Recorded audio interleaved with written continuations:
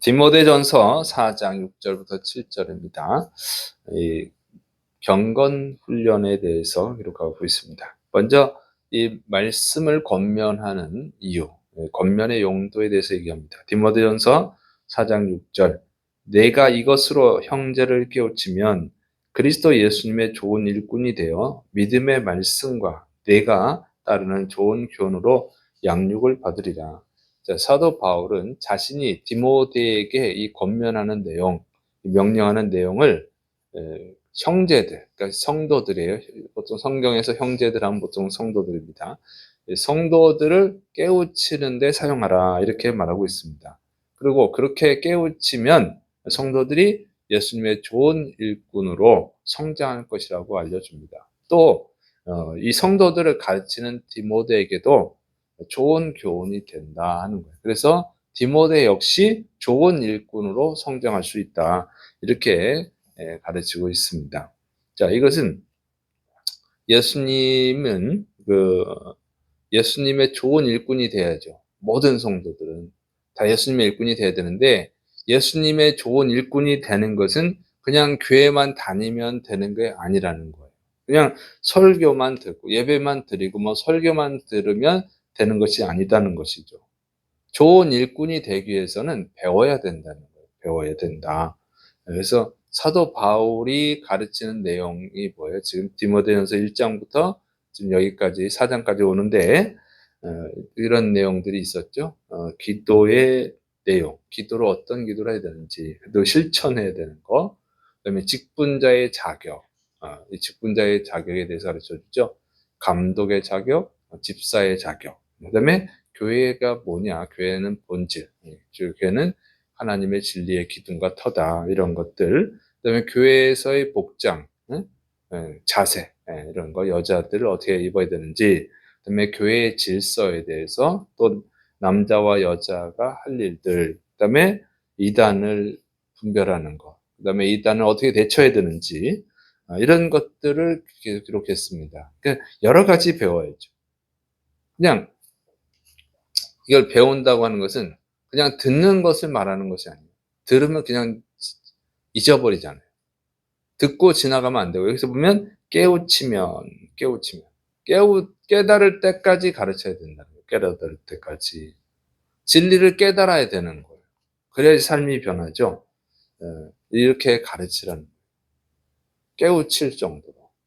그리고 이 디모데가 성도들을 깨우치면 그 사람들을 깨닫게 해서 이게 진리구나, 이렇게 신앙생활을 해야 되는구나 하고 그 사람들이 변화되면 이 변화되고 성장할 때 디모데 역시 그 진리를 더 바르게 깨닫고 좋은 일꾼이 된다는 거예요. 성도들뿐만 아니라 디모데 역시 훌륭한 일꾼이 된다는 것이죠. 그러니까 디모데가 조금 못해서 지금 디모데한테 이 에베소 교회를 맡겨놨더니 잘 못해가지고 바울이 디모데전서 후서를 쓴 거예요. 근데 이 진리에 대한 그 가르치면 이 성도들이 변하면 너도 좋은 일꾼이 된다. 거기 왜 진리에 대한 확신을 갖는 거죠. 이게 진짜 진리구나. 이렇게 깨닫게 되는 거예요. 그래서 가르치는 사람도 더 깨닫게 되는 거죠. 그래서 이 하나님의 말씀이 성도들한테 역사하는 걸 볼 때 정말 믿게 되는 거죠. 그래서 저도 20대 신학교들하고 처음 이렇게 20살 때 귀신 들린, 군대 귀신 들린 사람 만나고 그랬는데, 그 전에도 그랬군요.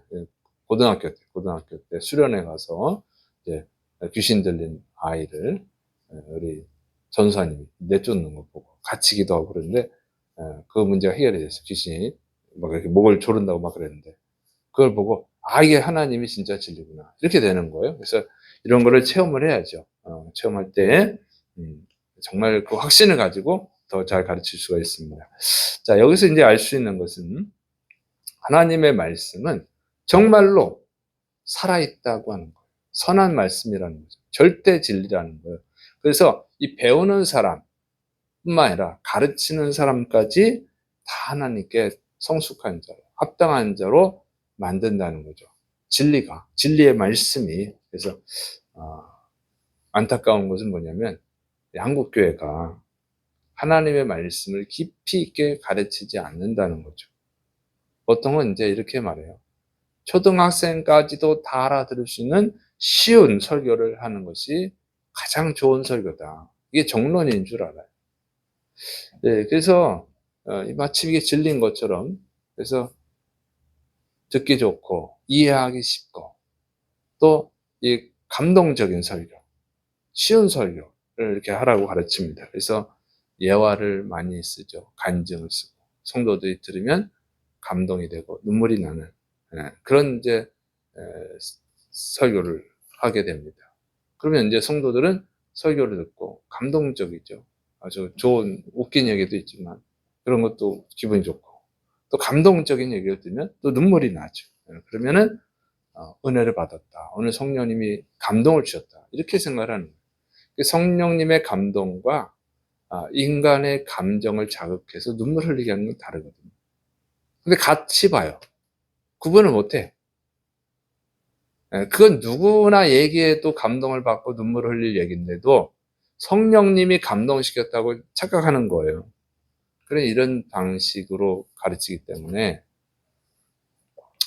이게 성장이 안 되는 거예요. 수준이 낮아 있는 거예요. 그냥 항상 초보적, 초등학생도 알아들을 정도의 수준으로 머물러 있는 거죠. 그 결과가 뭐냐면은 이단에 잘 빠진다는 거예요. 정상적인 교회를 다니고 있어도 실제로는 이단 생활을 하고 있어요. 이단 신앙을 가지고 있어요. 여러분 이단에만 빠져야만 이단이 아니고 정상적인 교회를 다니면서도 자기 신앙이 있어요. 다 자기 마음대로 해서 그래가지고 맨날 들어놓은 게 그것밖에 안 돼서 그래요. 그래서 아주 초보적 신앙, 또 이단적 신앙생활하는 거예요. 거의 영지주의 신앙이 많습니다. 이단들이 영지주의 다 영향을 받거든요. 정상적인 교회 다니는데 영지주의적 사고를 가지고 있어요. 근데 그걸 몰라. 자기가 믿음이 좋은 줄 알아. 은혜 받고 그러니까 성령님이 역사했구나. 성령의 감동을 주셨구나. 이게 참 안타까운 거예요. 제가 보면 문제가 있는데 깨닫지를 못해요. 그래서 신앙생활을 수십 년 동안 해도 성장이 안 돼요. 이단하고 싸우면 항상 져요. 이단한테 지는 거예요. 왜? 배운 거는 맨날 감동적인 예화거든. 이단하고 얘기를 하면은 예화를 가지고 얘기하는 경우도 있어요. 못 알아. 그러면 이단이 그렇게 나온다고. 예화로 얘기하지 말고 성경으로 얘기하자. 그럼 성경을 모르거든. 그러니까 지는 거죠. 예화가 진리는 아니잖아요. 간증이 진리는 아니잖아요. 간증은 개인적 체험이지. 개인적 체험이고 그걸 주관적으로 해석한 거죠. 내가 어떤 놀라운 체험을 해서 근데 그걸 내가 주관적으로 해석한 거지 그게 성경적으로 맞는지를 몰라요. 똑같은 일이 벌어진다고 해서 그게 정말 하나님의 역사냐. 하나님의 역사라고 해도 그 해석을 잘못하면 이상하게 되는 거예요. 이런 게 있거든요. 그래서 그런 거를 모르기 때문에 성경을 모르기 때문에 이단하고 만나면 항상 지는 거예요. 그래서 내가 잘못 배웠구나. 하고 막 믿음이 흔들리고 이단에 빠지는 거죠. 이단을 만나지 않은 분들은 안 빠지지만 이단을 만나면 빠진다고, 진다고요. 그런데 그게 뭐냐면 잘못된 거라는 거지. 그러면 초보 신앙자는 이단한테 지을 수 있지만 정말 수십 년 생활하는 사람이 이단한테 지면 그만큼 무지하다는 거예요. 예. 예. 브리스길라와 아굴라 부부는 성경을 가르치는 아볼로까지 가르쳤다. 복음에 있어서만큼 사도 바울한테 잘 배워서 그 정도 수준이 돼야하는 거죠. 이렇게 지식에 무지한 것뿐만 아니라 신앙생활을 오래 하면 어떻게 돼요? 예수님을 닮은 인격이 나와야죠. 진리를 깨달으면 인격이 나와야 되는 거예요. 근데 이제 수십 년 생활했는데도 인격의 변화가 없어요. 그래가지고 예수님 믿는 사람이 저 모양이라고 비난을 받는 거예요. 그래도 자기 신앙에 문제가 없는 줄 알아요. 변화가 안 되는데도. 정상적인 신앙생활을 하고 있는 줄 알아요.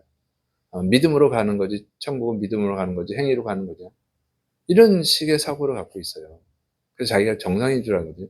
비정상인 거예요. 지금 한국교회 신앙 수준이 그런 거예요, 지금. 한국교회뿐만 아니라 대부분이 그렇습니다. 그래서 특히 이제 아프리카 같은 경우, 동남아시아 같은 경우, 이 신앙 수준이 더 낮아요. 아주 문제가 많습니다. 그런데 왜 그러냐? 진리를 깊이 있게 배우지 않기 때문에. 진리를 깊이 있게 배우지 못해서 그래요. 그래서 여기는 진리를 깨우치면 선한 일꾼이 된다. 좋은 일꾼이 된다는 거예요.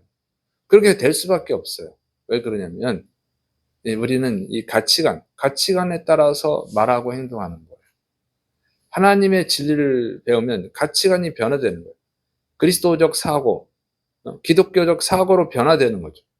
그러니까 안 변화될 수가 없는 거예요. 그러니까 기본적으로 정직해야 되고 성실해야 되고 다른 사람한테 피해를 안 주고 다른 사람한테 유익을 주고 이 사고가 되는 거예요. 이런 변화가 인격적 변화가 일어난다. 근데 교회를 수십 년 다녀도 남한테 피해 주고 남한테 얻어먹으려고 그러고 거짓말 잘하고 응? 이런 식의 변화가 없어. 그래도 자기는 믿음이 좋은 줄 알아.